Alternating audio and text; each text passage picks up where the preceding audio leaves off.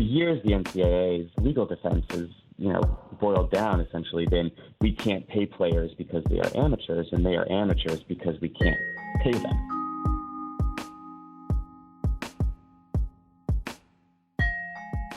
Hi there, it's WAMC News Director Ian Pickus. And on this episode of the WAMC News Podcast, I speak with Ben Strauss of the Washington Post. He's the author of Indentured, the inside story of the rebellion against the NCAA. The Supreme Court has decided in a 9-0 ruling that the NCAA cannot enforce limits on education-related benefits that colleges offer to student athletes. The ruling on Monday did not decide whether students can be paid salaries. Under the current NCAA rules, students cannot be paid, and the scholarship money colleges offer is capped at the cost of attending the school. The NCAA had defended its rules as necessary to preserve the amateur nature of college sports as part of a long-running battle over the issue. But the court sided with former athletes, who say limits on education benefits in Division I moneymakers like basketball and football are unenforceable. It's interesting to think about what this is and what this isn't. What it isn't is, a mechanism to tomorrow, Ohio State, Alabama, to start paying, high school recruits or the best, football players in the country, hundreds of thousands of dollars or something like that. It's a pretty narrow ruling that is very specific to things that are related to education. Schools can buy laptops or provide postgraduate internships, that kind of thing. So on its face, that might not seem like a big deal, but the ruling does do a couple of things, that are more important than sort of the narrowness of that ruling. First of all, it's a 9-0 decision, and so polarized court, polarized country. Anytime there's a unanimous decision, sort of saying that amateurism rules are not as important or not as legally defensible as the NCAA would like is a big deal. The other thing is there are between 20 and 30 states around the country that have passed rules, new laws, I should say, where athletes can start making money off of their names and their images, influencing on social media, sponsorships, that kind of thing. And this ruling will only encourage that momentum and sort of allow those sorts of laws in terms of money making for athletes to continue. And so in the larger context, it's a big deal, even if very specifically, what changes tomorrow might not seem like it. So you see this fitting in as perhaps an incremental step toward that larger change as part of this bigger fight? Yeah, I think that's right. You said that this doesn't necessarily mean big changes coming for big schools this week. So what does the decision mean practically for current student athletes and colleges? The ruling itself doesn't mean that much. It just says that educational expenses, there's no limits on them anymore. So the cost of attendance, players getting stipends, checks essentially for the cost of going to schools to buy supplies, travel homes, that kind of stuff. Players are already getting that. And now, schools can basically, go above and beyond that as it relates to education, as I mentioned, laptops or when you graduate and want to get an internship, the schools can provide that and pay for things like that. So what it means for, current players immediately, again, this itself is not a sea change.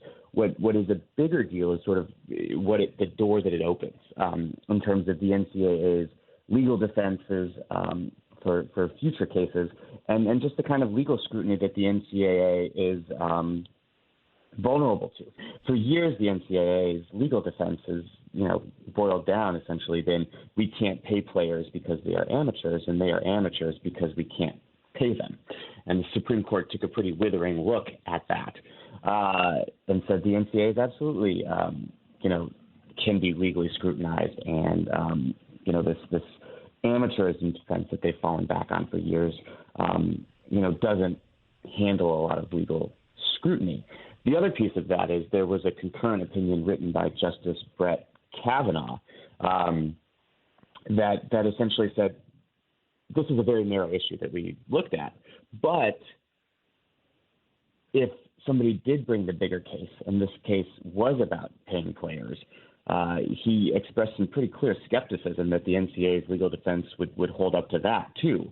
And so I imagine that there's some plaintiffs' lawyers, some college athletes, current, former athletes, looking at this, and salivating, having some lights go off, that this really encourages that bigger case to really test whether, the NCAA can prohibit schools from offering payments to players.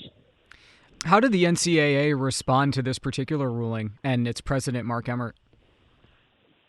The NCAA put out a statement and said that this absolutely reinforces that there can be limits, and said they did an interview, I think it was with the USA Today, and said, don't pay much attention to the Brett Kavanaugh opinion because that's, one person, that's not binding law, which is absolutely correct. Their statement said in part, even though the decision does not directly address name, image, and likeness, the NCAA remains committed to supporting NIL benefits for student athletes. And so the NCAA is sort of really has this, this question of what it's going to do as these laws start to go into effect around NIL. And even Mark Emmert himself has, advocated some mild and small reforms around athletes being able to make money, with their Instagram followings or, with sponsorships and that kind of thing. But they haven't, they don't have a position. They haven't made any, official rulings or voiced what they're going to do on July 1st when some of these, state laws go into effect. So it's a little bit up in the air what they're going to do.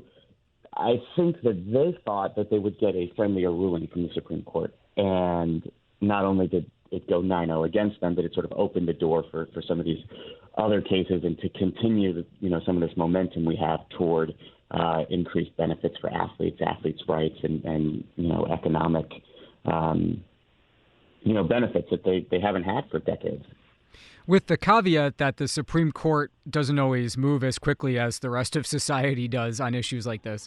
From where you are sitting, does the whole concept of amateurism that the NCAA is built on seem like it's running out of time? Yeah, it's interesting. The NCAA, in their statement today, sort of said that what the Supreme Court said that reaffirms their authority to have reasonable rules and remains free to articulate, what the educational benefits are and what they're not. And that's why this case was pretty narrow. So, again, not the death knell to amateurism today, but really part of this movement. And as you look at athletes in other sports, the Major League Baseball, Curt Flood brought a case, for free agency in the 1960s, and he lost. But a few years later, baseball adopted free agency, and NFL players throughout the 1980s went to court battling with the NFL over their own free agency, their own economic rights. And it wasn't until the early 1990s that they, won a case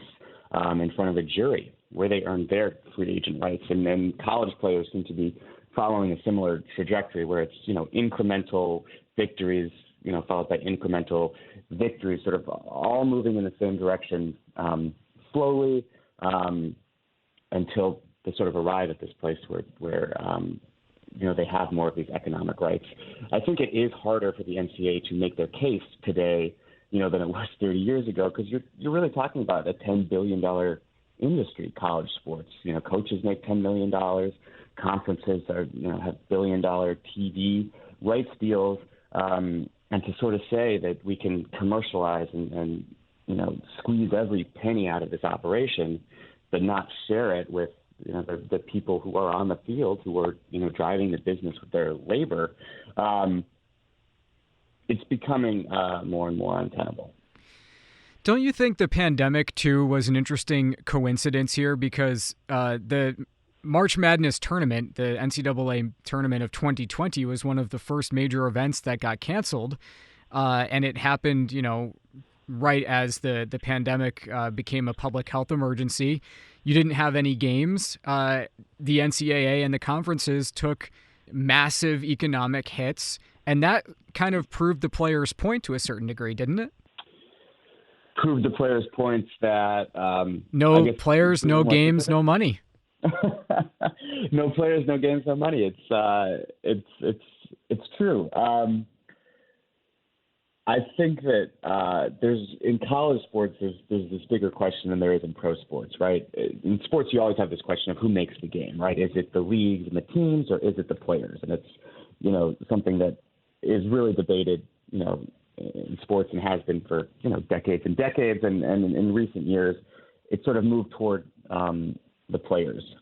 You talk about player empowerment in the NBA. You talk about, in the NFL, the way, players will hold out now and sort of orchestrate what teams they want to play on. That's where we're moving. And college sports is similar to that. The argument in college sports is that Duke and, Mike Krzyzewski is still bigger than the players, because the players cycle through. They're there for 3 years, sometimes 1 year in college basketball's case. So I think they probably have a little bit of a better argument there than, the pros do. But absolutely, you're talking about what you said, no games, no players, no games, no money. There is no enterprise without the people on the field. And to say that, all of the money is going to go to the people, the apparatus and the system and the teams, and none of it is going to go to the players, is harder and harder the more money that's flowing through this stuff. Just one last thing here. You cover sports media for the Post. As the pandemic begins to wane here, what kind of trends are you seeing in how sports have been getting covered and will be covered in the weeks and months ahead? I think one of the most interesting questions is are we going to go back to sports reporters being in the game, at the games, being in the locker rooms, having the traditional access that we're accompanied or that we're used to having, that these reporters are used to having. We're seeing fans back in stadiums. We're seeing, some announcers start to travel a little bit more. A lot of reporters are traveling a little bit more. But one thing that has not happened is that reporters are still not allowed into the locker room, to sort of build relationships, to, do one-on-one interviews, and do the sorts of reporting that in some ways really make the job. And so I think that's one thing to really watch. Like, are we going to have these reporters back in the locker rooms with the same access? And I think a lot of reporters are wondering that too. And I think that's one of the most interesting things to keep an eye on. That's Ben Strauss from the Washington Post, and he's the author of Indentured, the inside story of the rebellion against the NCAA. Thank you so much for joining us, and thanks for your insights. I appreciate it. Thanks so much. All right, that does it for this episode of the WAMC News Podcast. Thanks so much for listening. Until next time, I'm Ian Pickus.